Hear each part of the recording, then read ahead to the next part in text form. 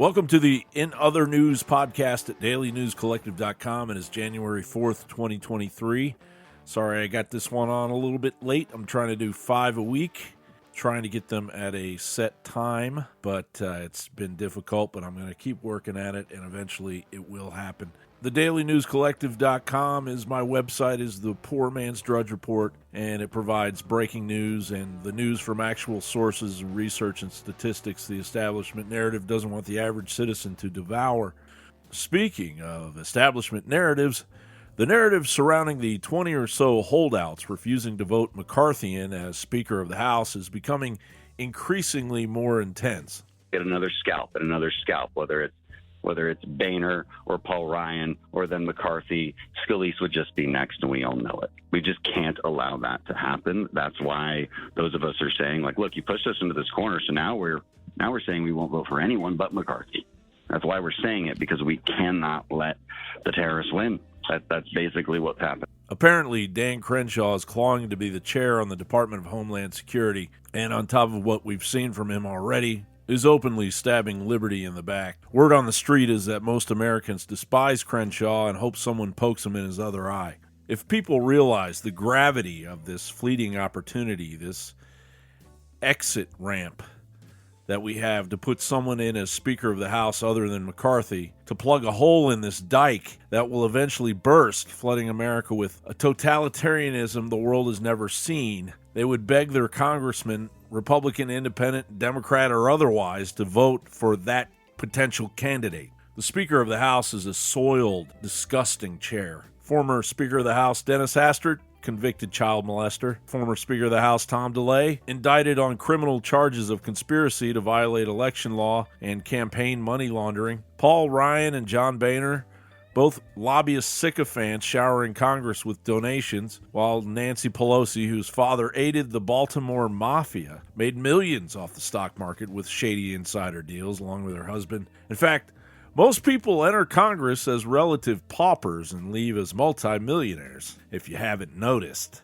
They're all protecting the real government, the unelected corporatocracy that does whatever the hell it wants. And how deep does the money pit go? Well, it has many layers, but a couple of examples. On the Democrat side, we know Bankman-Fried put $40 million into political donations, which don't seem to be going back to the people that lost their money to his scam. And then on the Republican side, well, I know you call me a crazy conspiracy theorist, but you'll be dialing your congressman as fast as you can after I tell you this. Many people look at Building 7 and the anomalies of the World Trade Center on 9/11 as the inside job. They don't know where to link everything, but there's an aspect of 9/11 that completely goes unnoticed. The gold in the bottom of the building, the insider trading, the level of puts and calls that were made before it all happened, and the massive insurance fraud by one Larry Silverstein. If you want to look at what really happened, why people really think that 9/11 was an inside job, then you look at that. And those are the same people that are running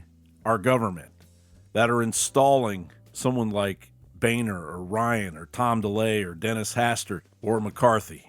So if we want all this to stop, if you want to get to the bottom of the Biden pay-to-play treason, the Bankman-Fried funneling of a fireman's life savings to Mad Dog Maxine Waters, Silicon Valley and the FBI's massive interference in our elections, the truth behind and security of those elections, and the investigation into Fauci's Nuremberg trial-level big pharma genocide, if you want the rampant globalist-directed Marxism to end, then we would all loudly support what those 20 congresspeople are doing, Mark Levin, because it's business as usual once that seat of hypocrisy is filled again with yet another puppet of corruption. And this corruption has an agenda you can go read anytime you want on the World Economic Forum and United Nations website, and they're getting closer to its completion.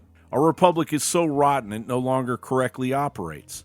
It no longer functions. It's broken. It serves only those connected in some way, shape, or form to the Senate majority and the House Speaker, mirrored by the same self-serving, talentless hack personalities that represent our culture and our music and our films. And it's coming after all of us. Just wait until the IRS starts gaining on the Department of Defense as the largest employer in the federal government. This ain't your great-grandpa's country anymore, son, unless your great-grandpa was born after 1913. 1913? I'll let you figure that one out. I'm sure most of you know exactly what I'm talking about. Fight over the speaker. Excuse me. That's not my problem. I just think it's a little embarrassing it's taking so long in the way they're dealing with one another. Of course, Biden would use the House Speaker debacle opportunity to claim that it's a little embarrassing that the House hasn't chosen a speaker. You know what's a little embarrassing is when the President of the United States can't be invited back to the Vatican because he shat his pants the last time he was there. That's embarrassing. That should be the topic on the lips of all the pigs on the mainstream media. And in other news, the Gateway Pundit reported that Archbishop Vigano has called on the faithful to fast for 3 days for the January 6th political prisoners. Today is the 4th, so you've got the rest of the night. Sorry I got this to you late. And all of tomorrow. You can fast tomorrow, entering into the 6th on Friday in honor of the January 6th political prisoners. As the Gateway Pundit reports, these Americans were hoping that Vice President Pence would send back the election results of the states where 2 sets of delegates were provided to the U.S. Congress. President Trump gave a speech, and Pence decided to proceed with certifying the uncertifiable results. There's a report from the Western Journal. Apparently, I don't know how far this is going to go, but it's titled, "Everybody Missed It. Bombshell Huckabee Announcement. SCOTUS Case Could Flip 2020. Boot Biden and Harris." I know it's a big-time long shot, but what the Western Journal writes is that former Arkansas governor and Republican presidential candidate Mike Huckabee published a piece recently calling attention to the case Brunson versus Adams, set to be heard before the U.S. Supreme Court this week. What the plaintiff appellant Roland Brunson of Ogden, Utah, and his 3 brothers seek is nothing less than the removal of President Joe Biden and Vice President Kamala Harris from office, arguing members of Congress failed to fulfill their constitutional duty on January 6, 2021 by not reviewing allegations of fraud in the 2020 presidential election. Huckabee says the Supreme Court has agreed to a hearing for a case that could conceivably, please consider this the longest of long shots, overturn the election of 2020, throw out all the legislators who voted to certify the results, and leave them ineligible to run for office ever again, even for town dog catcher, he explained. Yeah, hell is definitely going to freeze over before that happens, but it's nice to hear. What's not nice to hear is how the wife of January 6th political prisoner spoke out after he's been repeatedly beaten and blinded in one eye by prison guards, and the only people he can turn to is you and me, because no one's going to help him in the government or in the mainstream media. Gateway Pundit reported that in early December, U.S. political prisoner Ryan Samsell called the Gateway Pundit to tell them that he had lost his phone privileges for 6 months. He said the prison staff was outraged that the Gateway Pundit exposed his horribly abusive story to the American public. He's been in jail for nearly 2 years, hasn't even had his case tried. He's been severely beaten, hogtied, abused, drugged, tied to a chair for 12 hours, and denied medical treatment for his injuries and his precancerous growths. This horror is happening to a lot of people that are imprisoned for merely taking the bait and being anywhere near the Capitol when all that went down. And will we ever get to the bottom of the election fraud? As the Gateway Pundit has a post by Jefferson Davis about Wisconsin Republican Assembly Speaker Robin Vos has been accused of suppressing election fraud evidence from the 2020 presidential election. The 2020 Wisconsin presidential election was allegedly decided by just 20,682 votes, with President Trump leading by some 110,000 votes at midnight, with all precincts having reported their results. Then at 3:26 a.m., a massive vote dump from a supposed missing flash drive on Wednesday, November 4th, of some 170,000 votes by the City of Milwaukee Elections Director Claire Woodall-Vaugh showed President Trump's lead having completely evaporated in an 18-minute time period. And in the 2022 elections, 4,849 uncounted provisional ballots remain in Maricopa County, where over 50% of polling locations experienced printer and tabulator failures. Gateway Pundit reports that Abe Hamada is raising concerns about nearly 5,000 uncounted provisional ballots. Abe's race against radical leftist Chris Mays was initially called by just 511 out of over 2.5 million votes, but then a miscount of votes in Pinal County discovered hundreds of new votes for Hamada. Maricopa County Superior Court Judge Timothy Thomason announced Mays won on Thursday afternoon during a hearing, and Abe Hamada filed a motion for a new trial in the Mojave County Superior Court on Tuesday. He's asking them to do a full recount. Meanwhile, an FBI agent is going to get probation on Thursday for destroying evidence in an Arkansas political trial. In Fayetteville, Arkansas, former FBI agent Robert Cesario will finalize a plea agreement to a federal felony with his former employer, who is now prosecuting him, the Department of Justice, in which he will receive an incredibly lenient 1 year of probation for destroying evidence in a political trial involving former pro-Trump Arkansas State Senator John Woods. That from the Gateway Pundit. The Post-Millennial is reporting on a Matt Taibbi Twitter post, one of many that we will be digging through here over the coming weeks. Matt Taibbi shared the ask from Schiff's office sent to Twitter, which said that Schiff's office claimed that there had been harassment from QAnon conspiracists against a Schiff staffer.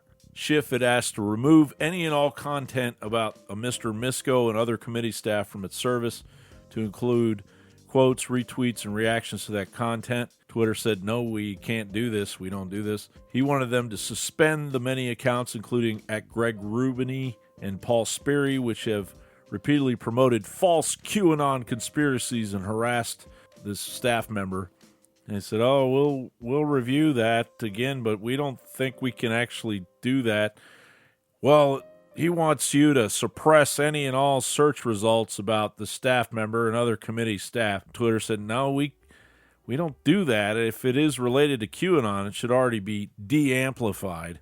Stop the spread of future misinformation on Twitter about committee staff who are not public figures and who are not central actors in the impeachment inquiry or the 2020 presidential election.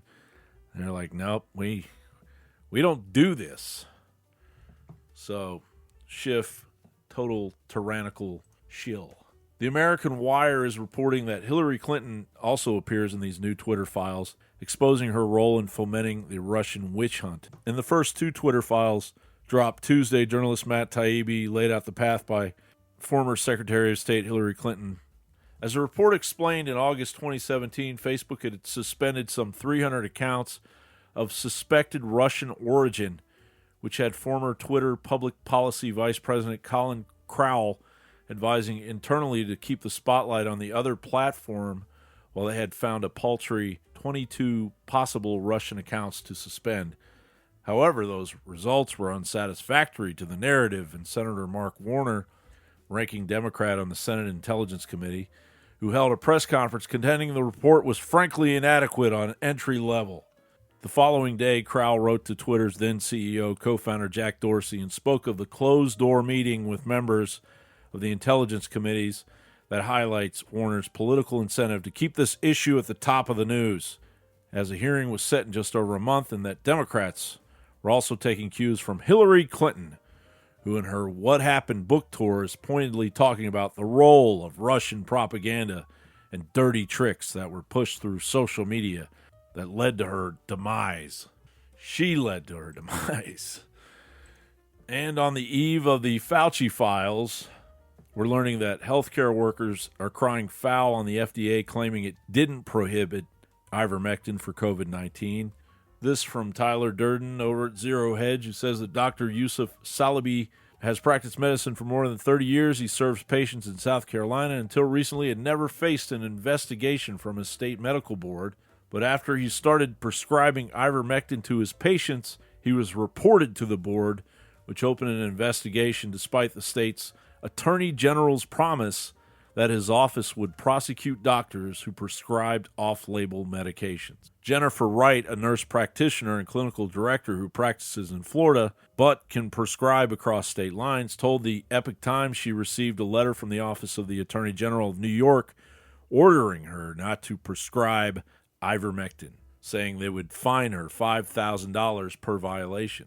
And Kellen McBreen over at InfoWars writes that massive Pfizer files, the thread exposing big pharma corruption, has gone viral. Journalist Kanekoa the Great posted an epic thread on Twitter Tuesday exposing the corrupt pharmaceutical company Pfizer as an untrustworthy and dangerous corporation. The independent journalist began the post by writing, "Pfizer has habitually engaged in illegal and corrupt marketing practices, bribed physicians, and suppressed adverse trial results. This is no secret, yet this fact continues to be brushed under the rug by politicians and the media." That's what got me out of bed this morning. Providing proof of the accusations, Kanekoa started with links showing Pfizer paid $200 million in a 1994 settlement suit and that the company was responsible for the deaths of 11 Nigerian children who took part in an experimental drug test. In another story related to experimenting on Nigerians, Pfizer was accused of using children as guinea pigs and violating the Nuremberg Code, but that case was dismissed. Eventually, the Nigerian government got involved and sued Pfizer for $7 billion for carrying out illegal trials that killed or disabled Nigerian children.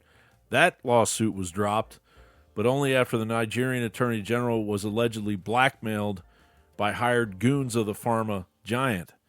WikiLeaks files show the company hired private investigators to dig up dirt on the Attorney General to be used in the blackmail plot. And if things weren't crazy enough for you already, as Zero Hedge reports, Putin is now sending warships armed with hypersonic missiles to the Atlantic and Indian Oceans. Putin on Wednesday ordered a warship armed with a new hypersonic Zircon cruise missile to be deployed on a mission to the Atlantic and Indian Oceans in what could be a message and warning aimed at the West against escalating in Ukraine. The deployment of the frigate appears intended to make maximum possible public impact, given the announcement was made by Putin himself in a televised conference call with his defense minister, Sergei Shoigu. Meanwhile, the Kremlin has repeatedly warned the West not to get more deeply involved in the Ukraine. At a moment, the U.S. administration has authorized Patriot anti-air defenses to be transferred to Kiev. However, Washington has sought to claim that no American troops will be manning the Patriot batteries, but that it will take some time, at least 6 or more months, for Ukrainian personnel to be trained on the Patriots operation. We already know that there are American troops in the Ukraine. Well, that's going to do it for tonight's In Other News podcast for January the 4th, 2023. You can find me at dailynewscollective.com. You can find me at Newsbound on Twitter. You can find these reports at John Bound Politics on YouTube. And I'm going to be starting a new Rumble channel very shortly. Please get in touch with me over there at Newsbound on Twitter or John Bound Politics on Twitter. Love to hear from you. Any suggestions, anything you'd like to hear, anything to add to the show, I'm all ears. So for January 4th, 2023, this has been In Other News from dailynewscollective.com. I'm John Bound. Good night, America, wherever you are.